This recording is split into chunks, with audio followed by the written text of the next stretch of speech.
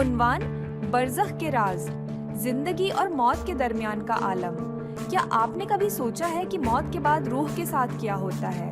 کیا کوئی ایسی جگہ ہے جہاں روح آخرت میں جانے سے پہلے ٹھہرتی ہے؟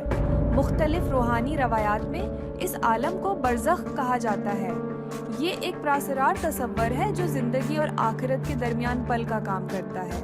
آج ہم برزخ کے تصور، اس کی اہمیت اور مختلف ثقافتوں اور مذاہب میں اس کے بارے میں کیا کہا جاتا ہے، اس پر روشنی ڈالیں گے۔ میں خاص طور پر بات کرتا ہوں کسی کی ڈیتھ مان لیجیے 3 دن بعد ہونی ہے، کوئی وینٹیلیٹر پر ہے یا کسی کو کینسر ہے، تو ایسے ٹائم پر کیا 2-3 دن پہلے اس کے ساتھ کچھ گھٹنائیں گھٹنے لگتی ہیں؟ میں اس لیے پوچھ رہا ہوں کیونکہ میرے بھی جو گرانڈ پیرنٹس تھے یا پھر جو میرے فادر تھے، جب ان کی ڈیتھ ہوئی اس سے پہلے وہ بتانے لگے کہ دیکھو مطلب مجھے کچھ دکھ رہا ہے، مجھے دوسری دنیا کے لوگ دکھ رہے ہیں۔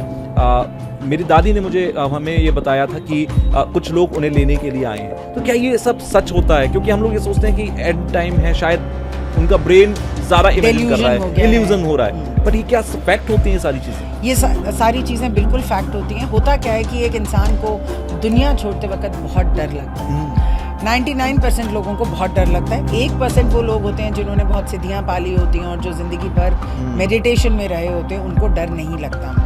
انفیکٹ آپ کو بہت ہی سرپرائز ہوگا، ایز اے ڈیتھ اسپیشلسٹ میں ریکمینڈ بھی کرتی ہوں اور میں سکھاتی بھی ہوں کہ ہمیں 60 کے بعد اپنے آپ کو ڈیتھ کے لیے پریپیئر کرنا شروع کر دینا چاہیے۔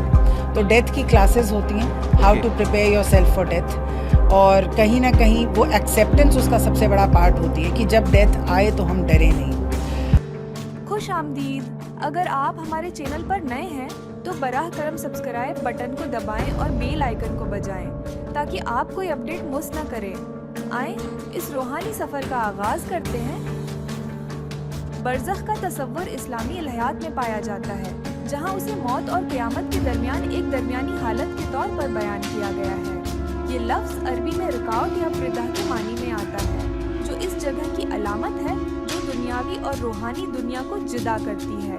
قرآن مجید میں سورہ المومنون آیت 100 میں برزخ کا ذکر کیا گیا ہے، جہاں کہا گیا ہے کہ مرنے کے بعد روح کے پیچھے ایک پردہ ڈال دیا جاتا ہے جو قیامت تک قائم رہتا ہے۔ دیگر مذاہب میں بھی ایسے ہی تصورات پائے جاتے ہیں۔ مثال کے طور پر زرتشت مذہب میں اچنوت پل کا ذکر ہے اور کیتھولک عیسائیت میں پورگٹری کا تصور موجود ہے، جو ایک عارضی حالت ہے جہاں روحوں کو جنت میں داخل ہونے سے پہلے پاک کیا جاتا ہے۔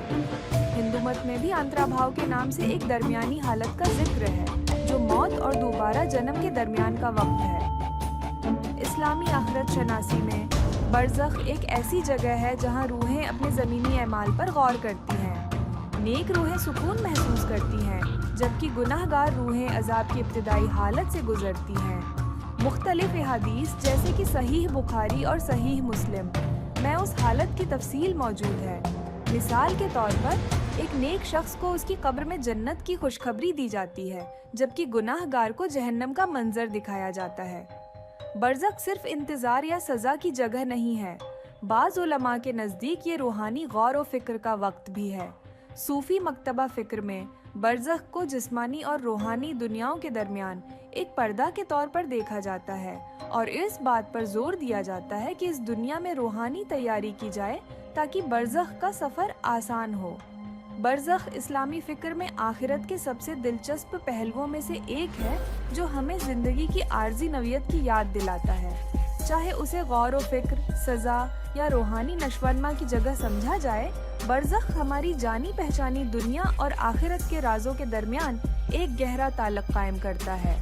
اگر آپ کو یہ ویڈیو معلوماتی لگی تو اسے لائک کریں اور دوسروں کے ساتھ شیئر کریں، اور ہمارے چینل کو سبسکرائب کرنا نہ بھولیں تاکہ آپ کو مزید روحانی، مذہبی اور آخرت کے رازوں پر مبنی مواد ملتا رہے۔